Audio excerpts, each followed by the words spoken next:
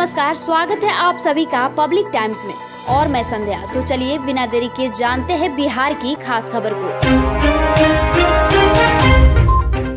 नई दिल्ली में रहने वाले बिहार के लोग अब वहीं जाति, आवासीय आय समेत अन्य प्रमाण पत्र बनवा सकते हैं।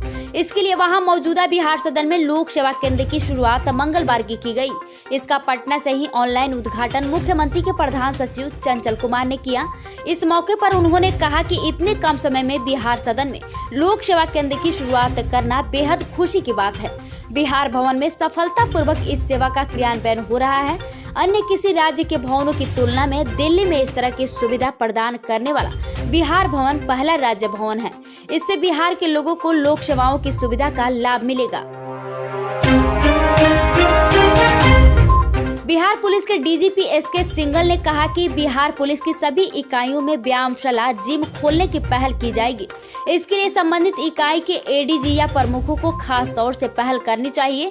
इससे पुलिसकर्मी स्वयं को शारीरिक रूप से फिट और चुस्त दुरुस्त रख पाएंगे। पुलिस कर्मियों के वर्क प्रोफाइल में फिटनेस भूमिका सबसे अहम है। सभी स्तर के पुलिस कर्मियों को अनिवार्य रूप से इस पर ध्यान देना चाहिए। डीजीपी ने ये बातें आतंकवाद निरोधक दस्ता मुख्यालय में एक अत्याधुनिक जिम का उद्घाटन करने के बाद कही। सरकारी तेल एवं गैस कंपनियों ने घरेलू रसोई गैस की कीमतों में वृद्धि कर दी है। घरेलू सिलेंडर 15 रुपये महंगा हो गया है। अब यह 998 रुपये में मिलेगा। कंपोजिट सिलेंडर की कीमत भी 10 रुपये बढ़ा दी गई है। कमर्शियल उपभोक्ताओं को मामूली रूप से राहत भी मिली है। हालांकि यह 2.5 से 6 रुपये तक ही है। आमतौर पर माह के अंतिम दिन रसोई गैस की कीमतों में संशोधन होता है, लेकिन इस माह एक सप्ताह के अंदर 2 बार कीमतों में बदलाव किया गया है। 1 अक्टूबर को घरेलू रसोई गैस की कीमतों में वृद्धि नहीं हुई थी, लेकिन कमर्शियल सिलेंडर महंगा हुआ था। नई दरें 6 अक्टूबर से प्रभावित हो गई है। अब गांगे डाफलिन के साथ भी लोग अठखेलियां कर सकेंगे। इसके लिए गांगे डाफलिन की जीवन शैली पर वैज्ञानिक शोध कर रहे हैं। समुद्री डाफलिन एवं गांगे डाफलिन की जीवन शैली में अंतर की पड़ताल की जा रही है। यह देखा जा रहा है कि गांगे डाफलिन को आम लोगों के साथ कैसे सहज किया जा सकता है। ये बातें मंगलवार को नेशनल डाफलिन रिसर्च सेंटर एवं पर्यावरण, वन एवं जलवायु परिवर्तन विभाग के संयुक्त तत्वाधान में अरड़य भवन में आयोजित 2 दिवसीय अंतर्राष्ट्रीय सेमिनार में विभागीय मंत्री नीरज कुमार सिंह ने कही। उन्होंने कहा कि डाफलिन के संरक्षण के लिए हर व्यक्ति को आगे आना होगा। कई डाफलिन मछुआरों के जाल में फंसकर दम तोड़ देती है। उनके बचाव का उपाय करना होगा।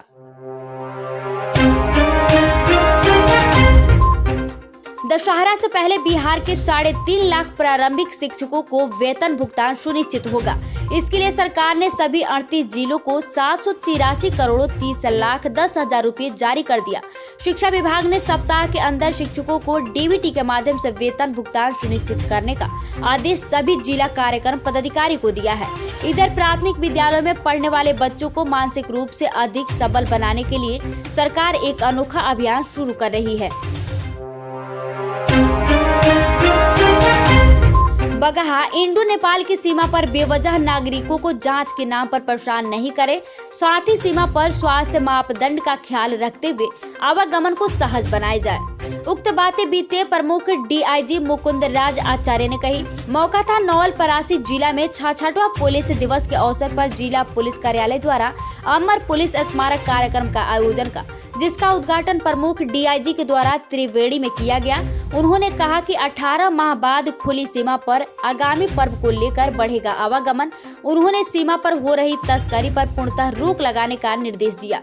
उपस्थित पुलिस पदाधिकारी व जवानों को निर्देशित करते हुए कहा कि कोरोना महामारी के कारण करीब 18 महीने भारत नेपाल की सीमा बंद थी। अब सीमा खुलने के साथ ही यात्रियों की आवागमन भी बढ़ेगा। इसलिए स्वास्थ्य मापदंडों के साथ साथ यात्रियों के आवागमन में कोई परेशानी न हो, इसका भी ख्याल रखा जाए। बताया कि अभी दशहरा, दीपावली, छठ जैसा महापर्व होने के कारण सीमा पर आवाजाही ज्यादा रहेगा। इसलिए शांति व सुरक्षा के साथ ही सीमा पर आवागमन हो। जिले में सर्पदंश की घटनाएं लगातार बढ़ रही है। पिछले 15 दिनों में अब तक 6 लोगों की मौत सांप काटने से हुई है। अधिकांश लोग सांप काटने के बाद तुरंत अस्पताल जाने के बजाय झाड़ फूक के चक्कर में पड़ अपनी जान के साथ खिलवाड़ कर रहे हैं। ज्यादातर लोगों की मौत भी इलाज में विलम्ब के कारण हुई है। चिकित्सक सांप काटने पर शीघ्र अस्पताल पहुंचकर उपचार कराने की बात बता रहे हैं, जिससे लोगों की जान बच सके। Civil surgeon doctor Sudhir Kumar ने कहा कि सर्पदंश से अधिकांश लोगों की मौत का कारण समय से इलाज के लिए अस्पताल नहीं पहुंचना है। पहले लोग झाड़ फूक के चक्कर में पड़ जाते हैं। मरणासन व कई बार मौत होने के बाद परिजन अस्पताल लाते हैं। सर्पदंश के बाद का 1 घंटा मरीज के लिए काफी अहम होता है। इस अंतराल में पीड़ित व्यक्ति को एंटी स्नेक वेनम इंजेक्शन लग जाने से जान बच सकती है।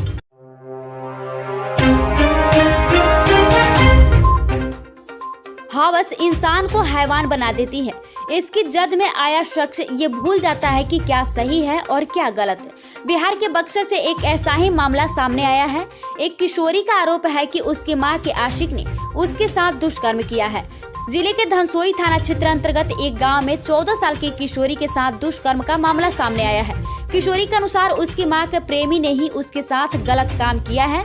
आरोपी द्वारा 3 लाख रुपए दिए जाने की लालच में पीड़िता की मां उसे प्राथमिकी दर्ज कराने से रोकने के लिए घर में बंद कर दिया था। किसी प्रकार घर से निकलने के बाद पीड़िता ने महिला थाना पहुंचकर अपनी आप बीती सुनाते हुए प्राथमिकी दर्ज कराई है। सोन नदी स्थित बालू घाटों के लिए अभी तक बंदोबस्ती नहीं होने से निर्माण कार्य पूरी तरह ठप पड़ गया है। जहां तहां काम चल भी रहा है तो तस्करों द्वारा महंगे दाम में बेचे जा रहे बालू गिट्टी से बालू खनन के लिए अधिकृत आदित्य मल्टी काम कंपनी द्वारा मई माह से खनन कार्य बंद किए जाने के बाद से बालू का घोर संकट उत्पन्न हो गया है। बिहार पंचायत चुनाव के 2 चरणों की चुनाव प्रक्रिया खत्म हो चुकी है।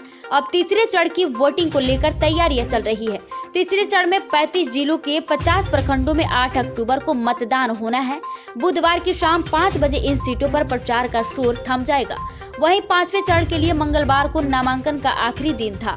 तीसरे चरण में पटना के नौबतपुर के 19 पंचायत और बिक्रम प्रखंड की 17 पंचायत में, सिवान जिले के हुसैनागंज प्रखंड 15 पंचायत में, हसनपुरा प्रखंड के 12 में, बक्सर जिले के डुमरवा प्रखंड में 14 पंचायतों में, भोजपुर जिले के जगदीशपुर प्रखंड के 20 पंचायतों में, कैमूर जिले के चैनपुर प्रखंड में 16 पंचायतों में, रोहतास जिले के करकटवा प्रखंड के 19 पंचायतों में, नालंदा जिले के सिलवा प्रखंड के 11 पंचायतों में, नगरनौश प्रखंड के 9 पंचायतों में, गया जिले के मोहड़ा प्रखंड के 9 पंचायतों में, अतरी प्रखंड के 8 पंचायतों में, नीमचक बथनी प्रखंड के 8 पंचायतों में चुनाव होंगे।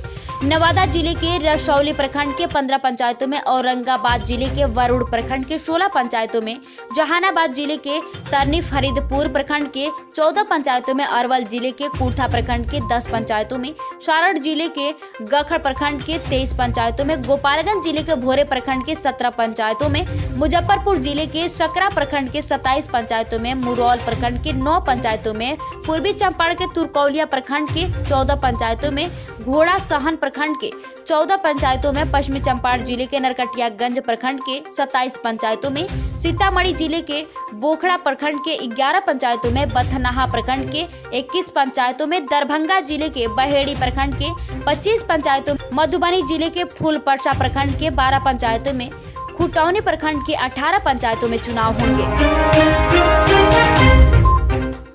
पटना एयरपोर्ट से उड़ान भरने और उतरने वाले विमानों का नया शेड्यूल जारी हुआ है। अब 110 विमान पटना एयरपोर्ट से उड़ान भरेंगे और उतरेंगे। विमानों की आवाजाही का यह शेड्यूल 30 अक्टूबर तक ही प्रभावित रहेगा। उसके बाद कोहरे की स्थिति को देखते हुए इसमें संशोधन हो सकता है। मिली सूचना के अनुसार इस शेड्यूल में कुल 6 जोड़ी विमान बढ़े हैं। साथ ही वहीं एयर इंडिया के बेंगलुरु ने रूट पर विमान सेवा बंद कर दी है। स्कूलों में बच्चों के लिए लेट्स टॉक और हैप्पीनेस जोन बनेगा। इसमें बच्चे खुलकर अपनी बात और भावनाओं को रख सकेंगे। बच्चों के मानसिक स्वास्थ्य को लेकर यह निर्णय लिया गया है। बिहार शिक्षा परियोजना इसकी मॉनिटरिंग करेगा। इस संबंध में राज्य के सभी जिलों को निर्देश दिया गया है। निजी स्कूलों में भी इसे सख्ती से लागू करने को कहा गया है। बिहार के 21 जिलों के अस्पतालों में सीटी स्कैन की सुविधा उपलब्ध हो गई है। स्वास्थ्य विभाग ने पब्लिक प्राइवेट पार्टनरशिप के तहत जिला अस्पतालों में सीटी स्कैन की सुविधा उपलब्ध कराई है। बिहार चिकित्सा सेवाएं एवं आधारभूत संरचना विकास निगम द्वारा सभी जिलों के जिला अस्पतालों व मेडिकल कॉलेज अस्पतालों में सीटी स्कैन की सुविधा मरीजों को उपलब्ध कराने की कार्रवाई की जा रही है। सूत्रों ने बताया कि राज्य के 6 मेडिकल कॉलेज अस्पतालों में भी सीटी स्कैन मशीन लगाई गई है और मरीजों की जांच की सुविधा वहां उपलब्ध कराई गई है। इसमें पुराने सभी मेडिकल कॉलेजों PMCH Patna, NMCH Patna, DMCH Darbhanga, SKMCH Muzaffarpur, ANMCH गया व जेएलएनएमसीएच भागलपुर शामिल है। मुख्यमंत्री नीतीश कुमार ने सभी जिलों के डीएम को निर्देश दिया है कि पहले हुए नुकसान के साथ साथ हाल के दिनों में अधिक बारिश के कारण हुई फसल क्षति का आकलन कर 3 दिनों के अंदर रिपोर्ट दे। साथ ही जहां अधिक जल जमाव के कारण बुआई नहीं हो सकी है उसका भी ठीक से आकलन कर ले और सभी जिला के प्रभावित क्षेत्रों के लोगों को राहत एवं सहायता तत्काल उपलब्ध कराए। बिहार में चक्रवातीय तूफान और पोस्ट मानसून का असर अब खत्म होने लगा है। पूर्वी बिहार छोड़कर शेष स्थानों पर वर्षापात के असर खत्म होने लगे हैं। मौसम विभाग के माने तो पूर्वी चंपारण, पश्चिमी चंपारण के अलावा सभी जिलों में बारिश की अब संभावना नहीं दिख रही है। हालांकि 1-2 दिनों तक गरज के साथ आकाशीय बिजली गिरने की संभावना जरूर बन रही है। मौसम विभाग ने मानसून को कमजोर होने की बात भी कही है और जिलों को ग्रीन जोन में बांट दिया गया है। ऐसे जिलों में कहीं कहीं हल्की बारिश का पूर्वानुमान है। तो ये थी बिहार की खास खबर। धन्यवाद।